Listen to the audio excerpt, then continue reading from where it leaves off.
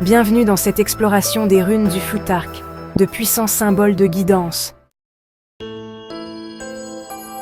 Aujourd'hui, découvrons la rune Djebo, symbole d'échange et d'équilibre. La rune Djebo occupe la 7e place dans le Futhark ancien. Elle incarne le don, l'échange et l'équilibre dans les relations. Ce n'est pas seulement le don matériel qu'elle symbolise, mais aussi un échange plus profond, un principe de réciprocité qui gouverne à la fois les relations humaines et les interactions entre les hommes et les forces cosmiques. Djebo rappelle que chaque don, pour être harmonieux, doit être accompagné d'un retour équitable, qu'il s'agisse de biens, d'énergie ou d'intention.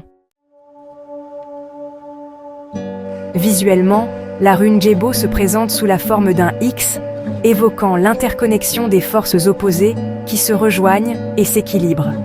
Cette forme en croix symbolise l'union, l'équité et la rencontre entre différentes énergies. Elle peut aussi être vue comme la croisée des chemins, un point de rencontre où se crée l'harmonie. Ce symbole nous rappelle que, pour maintenir l'équilibre dans les échanges, les forces doivent s'aligner de manière égale et mutuelle. Le nom Djebo provient du vieux norrois et signifie « donne ».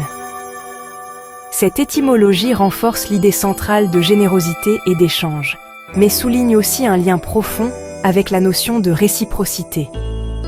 Dans les anciennes sociétés nordiques, le don n'était jamais un acte unilatéral. Il était toujours relié à l'idée de contre-don, où chaque acte généreux devait être compensé d'une manière ou d'une autre, afin de préserver l'harmonie sociale et cosmique.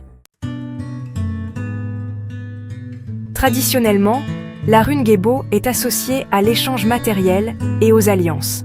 Elle représente la prospérité qui découle de la collaboration, de la générosité, mais aussi de la réciprocité. Elle rappelle l'importance des relations mutuellement bénéfiques dans lesquelles les dons et les ressources circulent librement. En effet, dans les sociétés nordiques, les cadeaux jouaient un rôle crucial dans le renforcement des liens sociaux et la consolidation des alliances entre individus et clans. Sur le plan psychologique, Djebo est une rune de l'équilibre dans les relations humaines. Elle nous invite à réfléchir à nos dynamiques relationnelles. Donnons-nous autant que nous recevons. Sommes-nous dans des relations harmonieuses où règne la réciprocité?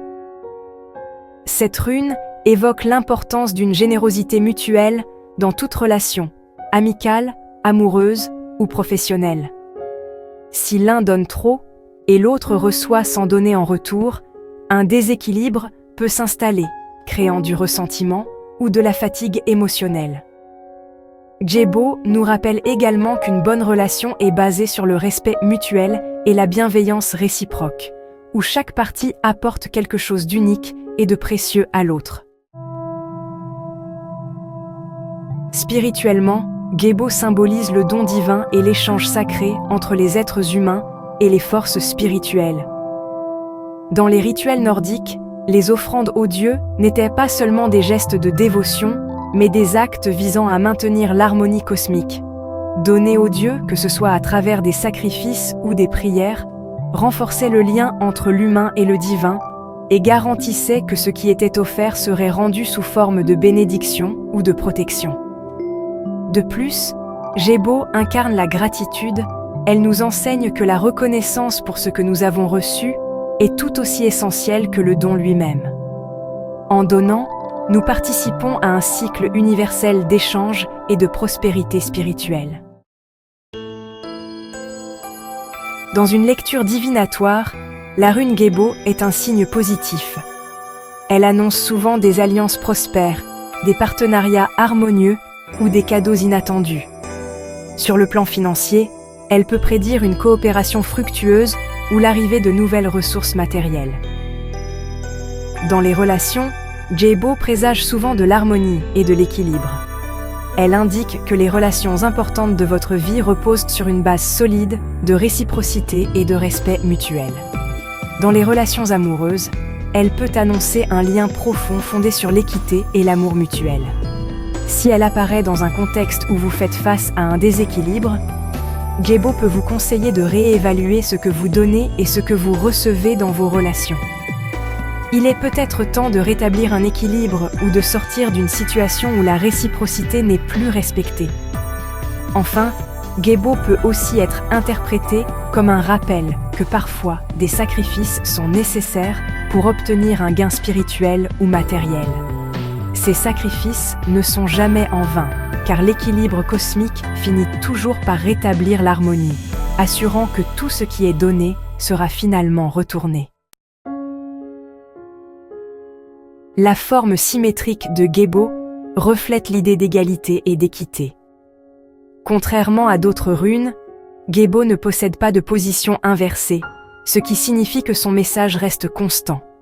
Elle représente un équilibre fondamental entre le donner et le recevoir. Sur un plan plus philosophique, Gebo peut être perçu comme la rune de la justice, nous rappelant que chaque action a une conséquence équivalente, un concept proche du karma.